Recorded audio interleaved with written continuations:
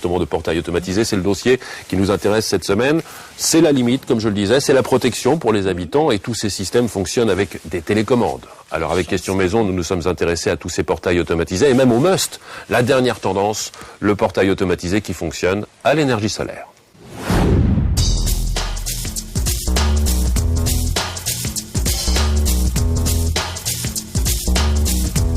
Un portail, c'est un ouvrage en serrurerie, en alu, en bois, à 1 ou 2 vantaux. Donc là, vous avez 2 vantaux, un portail, des vantaux. Les motorisations de portail sont apparues dans les années 70. Il y a plein de types de motorisation qui s'adaptent en fonction du modèle et puis de l'esthétique. Oui, mais quand on pose un portail motorisé, cela ne se résume pas seulement à choisir une grille. Il y a tous les travaux de fouilles, de scellement, de préparation de chantier, de câblerie, d'alimentation électrique. Ensuite, il y a la motorisation et après, tous les accessoires électroniques. Quand on y regarde de plus près, les portails motorisés peuvent s'ouvrir de 2 manières différentes, coulissant ou battant. Sur les portails battants, il y a le portail qui va fonctionner par l'intermédiaire de vérins. Et puis, le plus couramment utilisé, entre guillemets, le portail à bras articulés. Sachez que les évolutions technologiques permettent aujourd'hui de dissimuler totalement les mécanismes de motorisation.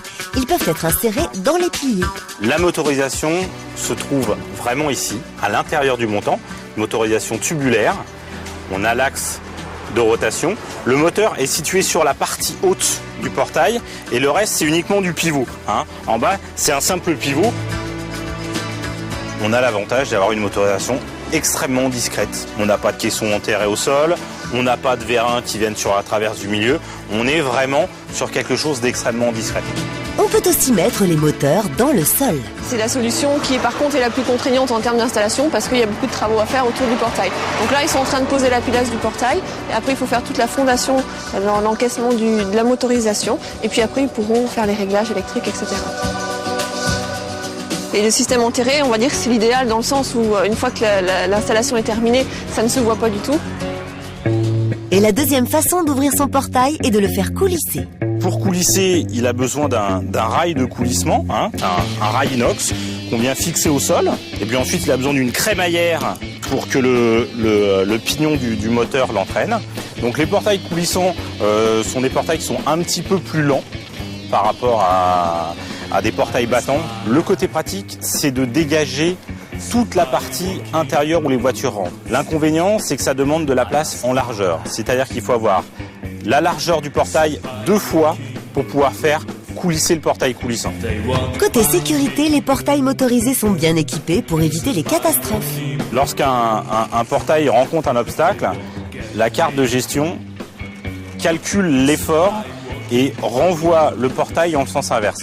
Vous avez aussi un système qui est sécurisé, puisqu'il est anti-pincement, c'est-à-dire que si un petit gamin laisse sa jambe, il ne se fera jamais pincer. Si malencontreusement j'ai une main ou un bras qui reste coincé entre les deux, effectivement je vais ressentir quelque chose, mais c'est pas non plus extrême. Je peux tranquillement enlever ma main et que le portail se referme quand même. Ah pas bobo, je vais très bien. Le prix des moteurs va de 900 à 2500 € et ensuite il faut ajouter le prix du portail. Comptez au moins 2000 € pour un portail motorisé. Mais la facture peut monter jusqu'à 6000 €. Alors pour avoir une petite remise, il y a un petit truc à savoir. Selon la législation française en vigueur, toutes les maisons qui ont moins de 2 ans, le taux de TVA applicable est de 19,6. Quand la maison a plus de 2 ans, on a le droit d'appliquer une TVA 5,5. Voilà. Il y a une norme aussi au niveau des handicapés, les personnes à mobilité réduite, qui peuvent déduire cette partie d'équipement dans leurs impôts. Ouais. Et si vous voulez être écologique, il existe une solution. On peut trouver comme nouveauté ce qui est énergie renouvelable, un peu les grandes nouveautés, c'est-à-dire tout ce qui marche à panneaux solaires. Pourquoi pas utiliser cette énergie qui nous tombe du ciel ? Du coup, Marie-Lou a contacté Alexandre Chavreau qui fabrique des portails à panneaux solaires. Explication. Les panneaux solaires vont alimenter les moteurs de la motorisation. On est sur une habitation donc de type ancienne. Bien évidemment, les propriétaires, eux, voulaient pas enlever en fin de compte ces pavés, donc pas de tranchée à creuser, donc on n'aura absolument aucun fil à poser. C'était vraiment l'installation qui pouvait nous convenir le mieux. Allez, c'est parti!